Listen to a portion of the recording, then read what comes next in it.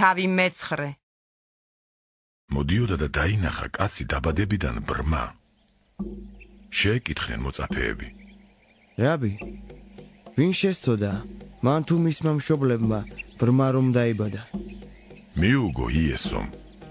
არც მას შეუწოდავს და არც მის მშობლებს.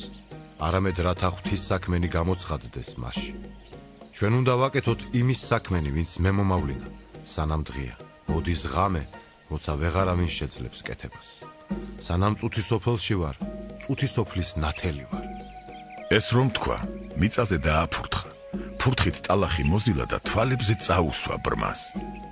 უთხრა: წადი და დაიბანე სილუამის აუზში. რაც ნიშნავს მოვლინებულს. წავიდა, მოიბანა და მოვიდა თვალახელილი.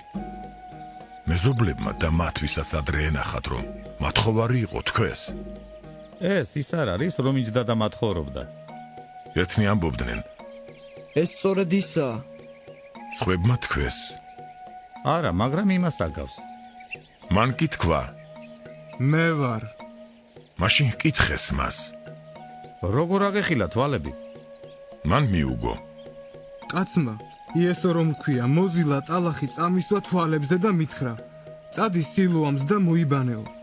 წავედი, მოვიბანე და ამეხილა თვალები. მაშინ უთხრეს მას: სადაა იგი? მან თქვა: არ ვიცი. მიიყვანეს ფარისევლებთან ის კაცი წინათ რომ ბრმა იყო. შაბათი იყო ის დღე. იესომ რომ ტალახი მოზილა და თვალები აუხილა.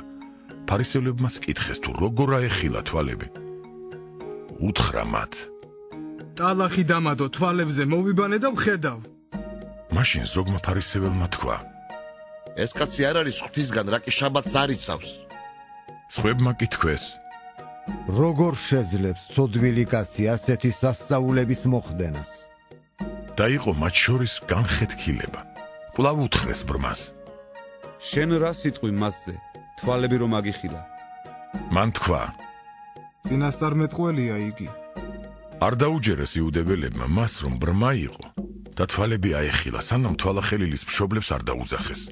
კითხეს მათ: ესაა თქვენი ვაჟი, ვისაც ამბობთ, რომ ბრმა დაიბადაო.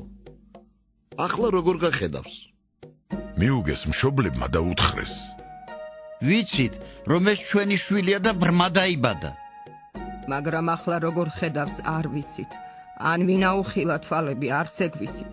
ხომ ასაკოვანია, მას კითხეთ და თვითონ იტყვის თავის თავზე. ასე უთხრეს მისმა მშობლებმა, რადგან ეშინოდათ იუდეველებისა, ვინაიდან იუდეველებს უკვე პირის შეეკრათ, სინაგოგიდან მოეკვეთათ ყველა, ვინც მას ქრისტედ აღიარებდა. ამიტომ უთხრეს მშობლებმა: ასაკოვანია, მას კითხეთო. ამიტომ მეორედ დაუძახეს იმ კაცს, ბრმა რომ იყო და უთხრეს: მიაგედიდება ღმერთს. ჩვენ ვიცით, რომ ცოდვილია ის კაცი. მან კი მიუგო. არ ვიცი ის კაცი ცოდვილია თუ არა.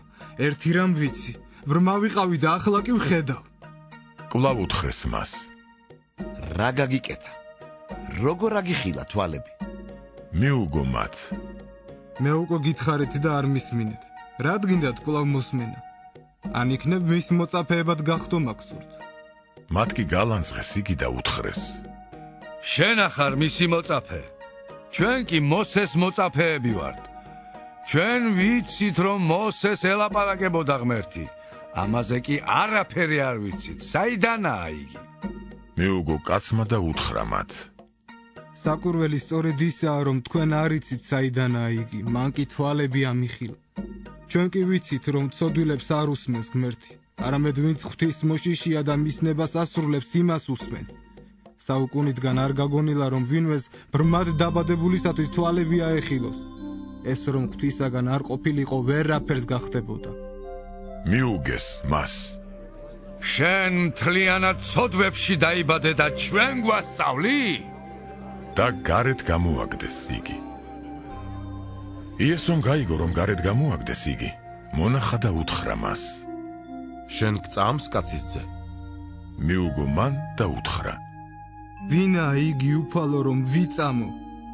იესომ უთხრა: შენ გინახავს იგი და ვინ შენ გელაპარაკება ისა? მან მიუგო: მე მწამს უფალო. და თაყვანისცა მას. უთხრა იესომ: განსასჯელად მოვედი ამ წუთის სოფელში, რათა ბრმებმა დაინახონ, მხედველნი კი დაბრმავდნენ.